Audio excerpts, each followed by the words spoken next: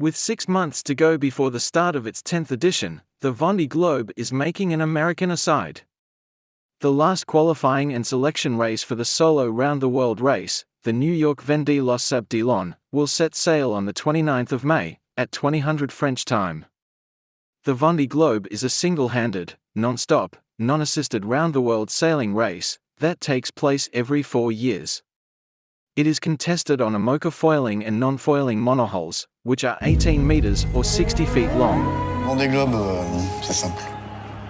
Tu pars des Sables d'Olonne, tu reviens aux Sables d'Olonne, en bateau à voile. Tu pars tout seul, tu reviens tout seul, en contournant le pôle sud. À partir de là, tu te débrouilles. Alors vraiment ce que je fais là...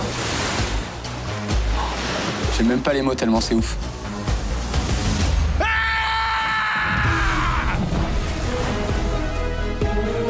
Moi, ce que j'aime, c'est vraiment de couper avec le monde humain. Il y a eu des moments où je me suis sentie même un peu égoïste par rapport au monde terrien, quoi. J'avais plus trop envie d'en entendre parler. It's just a unique race. You don't find that anywhere else in the world. Et on va allumer pour rentrer au sable! Tout de suite! Les foils, aujourd'hui, créent un environnement beaucoup plus stressant, parce que ça va plus vite, tout simplement. C'est un petit peu la guerre. Pleurer, c'est un exutoire. C'est-à-dire c'est quelque chose qui te permet d'aller plus loin. Bon bah, les emmerdements, c'est pas fini, hein. C'est du gros dégâts. C'est la meilleure chose à faire au monde, le Vendée Globe. バンデグローブはこの地球最大な C'est là où notre sport est intéressant, c'est de pouvoir faire voyager les autres qui sont restés à terre avec nous, quoi. Ça, c'est du vrai partage.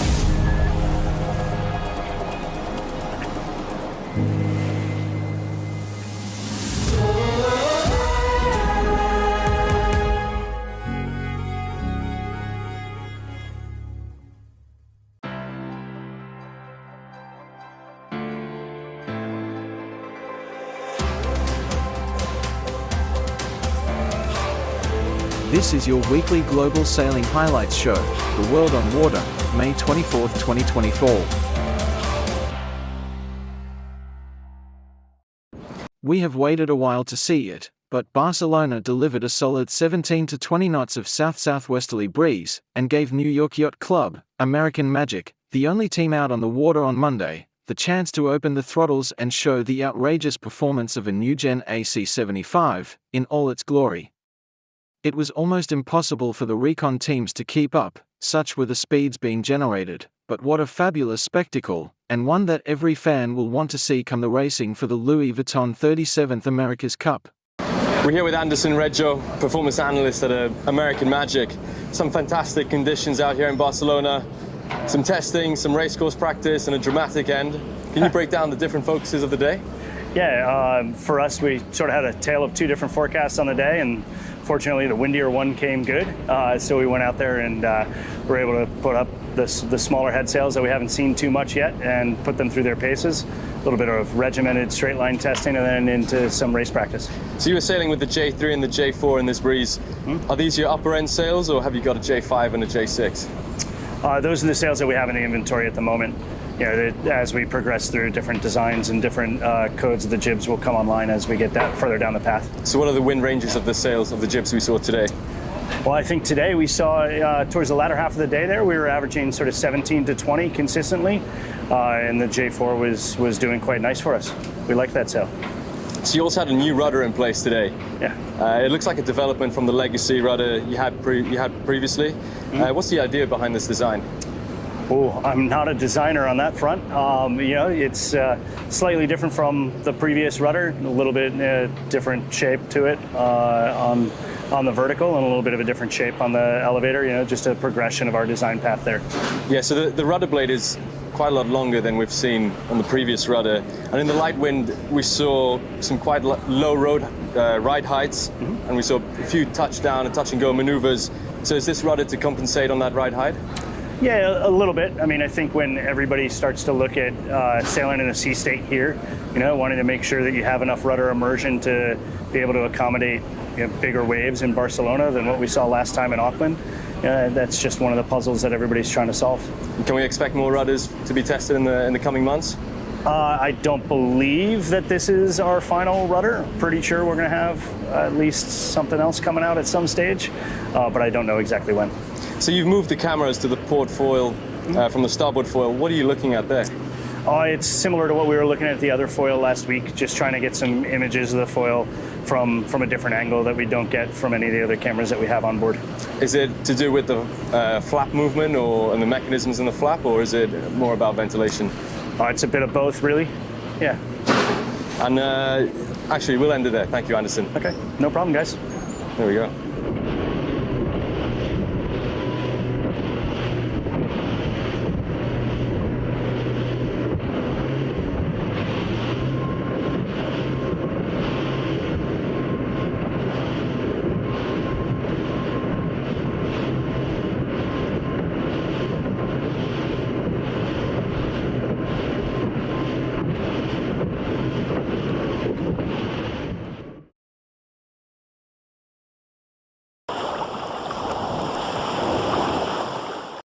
In this video, Pip here of Medallia shares an insight into life on board an Imoca at night and the equipment used to help her navigate during the race. A few of you have been asking about how we manage sailing at night time, especially kind of use of instruments and lights and all of that sort of thing. So I thought I'd run you through a bit of my setup here. So first of all, torches. At night time, I wear a head torch all the time. Now this one will go red, a red light, and it's got a bright white light as well. Now, the red light helps with your peripheral vision. So if you use a red light at night time, you're able to see more of what's around you. So you're able to maintain some of your night vision and have better peripheral vision. But if you use a white light, it very much focuses your attention on wherever the light is shining and to the detriment of everything else around you. But it also blinds other people. So being a solo sailor, I use a white light on my head torch most of the time, because actually sometimes finding colours, particularly with a red light, is quite difficult. So I use a white light to make sure that I'm grabbing the right rope or pressing the right button. And then when I don't need my head torch, I just turn it off. Next, the instruments. So you can see they are lighting up the cockpit quite a lot here. So it does mean that when you're in the cockpit, you can be a little bit blind to what's going on outside. So it's important to stick your head out of the bubbles here and look outside the boat as much as you can. But we rely hugely heavily on the instruments, on radar and AIS for situational awareness, and then on the data that you can see here for understanding how the boat's going.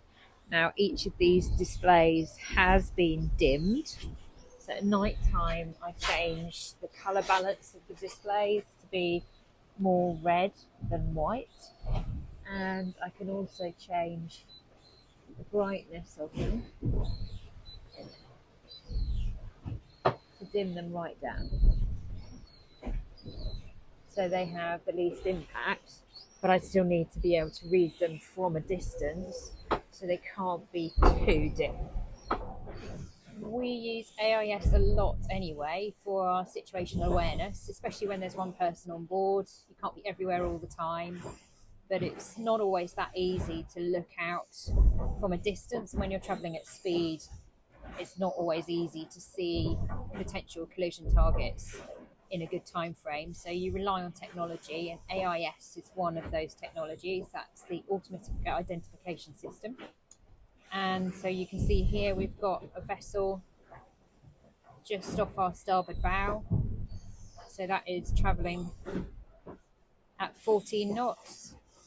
And its closest point to us is going to be 2.28 miles in 43 minutes, and it passes behind us. So that's presenting no risk. but I've got alarms set up on here. So if anything is going to cross within a mile of us, an alarm will go off, which means that we can monitor it closely and make sure we pass at a safe distance. And if necessary, give them a shout on the VHF just to make sure we've both seen each other and we both know what is going to happen. This screen here shows really nicely the currents in this area. So you can see the winding one here that's looping around. That is the Gulf Stream. So that's the one that's coming up from the south. That's the warm water. And that creates quite turbulent seas. It can create a lot of electrical activity. So you tend to get thunderstorms around the Gulf Stream, and it's a strong current. So if you get wind over tide in this area, the seas can be incredibly rough. And then up here, this is the Labrador current. So this is bringing the cold ice melt water down from the Arctic. And where the two meet here, that's creating a lot of fog for us. And if we look at the sea temperature, so we're just exiting this low pressure system here. And I think we're about here. There. Zoom in a bit. So you can see the sea temperature here is 4 degrees. And just over on this patch here, the Gulf Stream, the sea temperature is 20 degrees. That's a massive difference there. And that's what's creating these conditions. It's also really amazing just to get out of the cockpit and kind of immerse yourself in the dark when conditions are right as well. Being at sea at night time is amazing because there's no light pollution, but also you get this real incredible sense of kind of total immersion in nature because the sky joins the sea seamlessly and the stars just roll over your head. And then finally, looking at the sails is super important so that I can make sure the trim of the sails is good, but also looking up at the foredeck, looking at the lines, being able to see if there are any problems from the cockpit, and also being able to look at the top of the mast from the cockpit is really important. So I always carry a super bright trimming torch in my pocket. There it is. And I have 2 on rotation, so they're well charged up. And they kind of really help with understanding what's going on the boat trimming wise.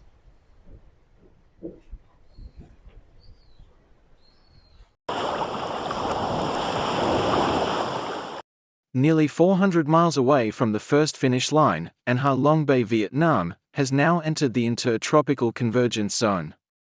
With the lead yachts being around 50 nautical miles from this finish gate, the tension, along with the ever-rising temperature, will be hotting up as teams battle it out for the podium. Race 11 offers a unique challenge on the circuit, as there are 6 mandatory finish gates in place along the race route in the run-up to the finish line. These are in place due to the fickle and ever-lightening breeze as the fleet sails south into the doldrums. Any of the mandatory finish gates could have been selected as a finish line by the race committee. This is so the fleet doesn't end up getting stuck in zero wind and can make its transit through the Panama Canal. Day 13 of the race, it's the 15th of May. The race is now in a new phase. The strong winds we've had previously are now beginning to ease back, and we're now getting to a light wind area. We're currently in second place overall. We tuned out in the lead. We anticipate the wind going light behind means that the boats will start to concertina and catch up. So this is our present location just here, the red vessel. And if I zoom out, you can see way down here is the first finishing line. And currently that's about 450 miles. So once we cross the first finishing line, the race is not over. There are in fact a series of 7 finishing lines. All potentially could be the last one that we cross.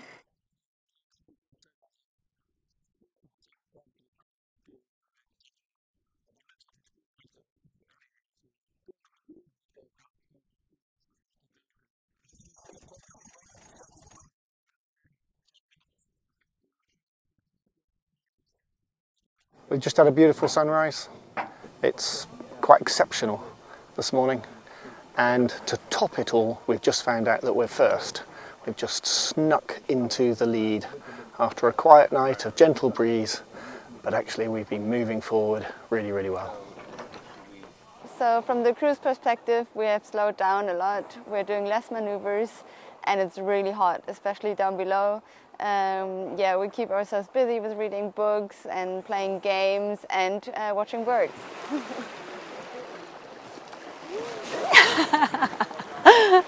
Just having a little fun with some birds here. Boobies, I believe. Hey, friend. Come land. We even saw some dolphins.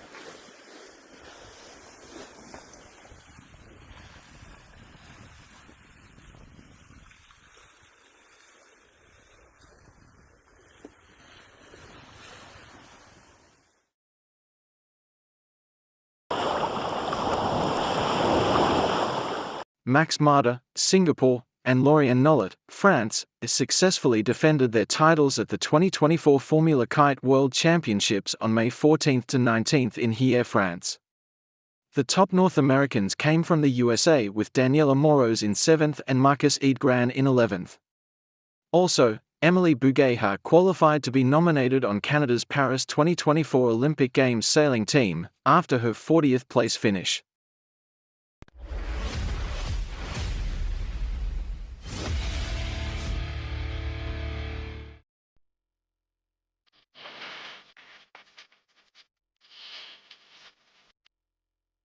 Max Mader and Lauriane Nollet have successfully defended their Formula Kite World title. There have been times over the past week when others rose up to challenge the riders from Singapore in France, but in the end, Mader and Nollet were just too good to be beaten. The semi-finals earlier in the afternoon produced some drama. Race wins by Tony Vodicek of Slovenia and Lorenzo Moschetti of Italy pointed to their potential for breaking through to the final.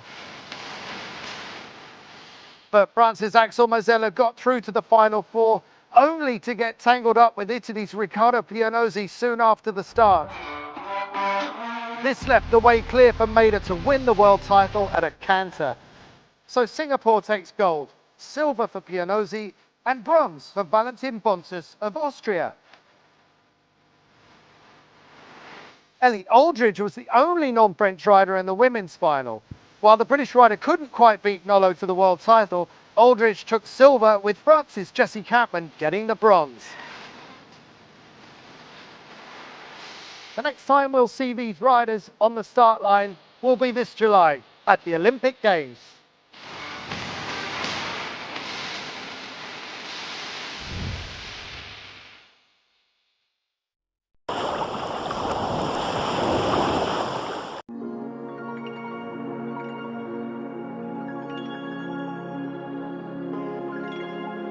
The first slalom champions of the year have been crowned at the PWA Youth and Junior World Cup in Aruba, the opening event of the Youth Slalom World Tour, which will also see contests in Bonaire and Turkey, with other possible events still to be announced.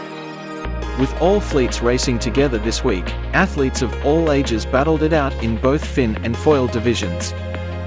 Bobby-Lynn de Jong, starboard Neil Pride, was the standout in the girls division, taking the victory in both the fin and foil rankings overall, and will lead the U17 rankings heading into her home spot next week in Bonaire. Whilst Brendan Lawhope, FMX Racing, Point 7, and Benedict Emser, Patrick Sales, Patrick Foils, took home the win in the fin and foil boys fleets respectively.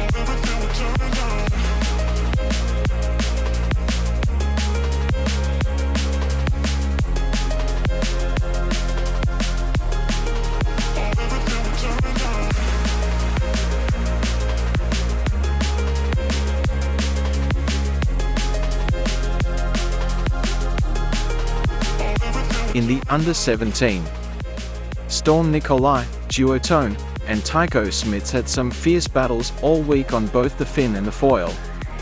Nicolai took the edge in the fin division, also scoring his first bullet, whilst Smits took the honours in the foil division. This battle will continue with both boys vying for honours on home turf in Bonaire. in under 15. Arcs and Gompertz showed unbelievable potential against competitors much his senior this week. After a shaky start, he grew with confidence as the week progressed and his results just kept improving. Day 3 was his real breakthrough when the 12-year-old took a 4th and 5th overall in the winners' finals to catapult himself up the rankings.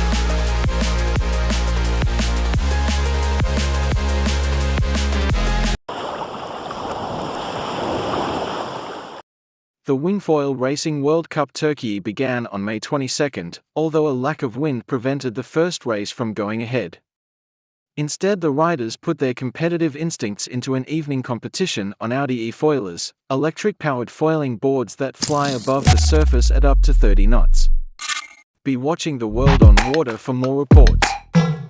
If you're not dying, you're not trying. That's what Karolina Kluzinska, the Polish rider, said to me when she came ashore.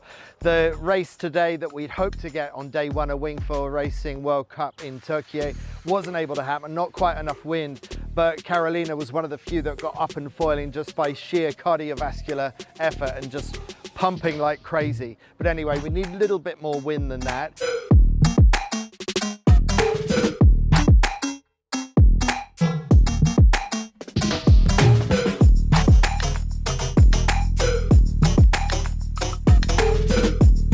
We got 4 days of racing to go. Meanwhile, just going on behind me, when we got no Wingfoil racing, we at least got the use of these Audi e-foilers. So that's how they're getting their competitive instincts done on day 1. It's never an option. Exhausted. This passion is never exhausted. And you cannot stop it. Nah, you cannot stop it.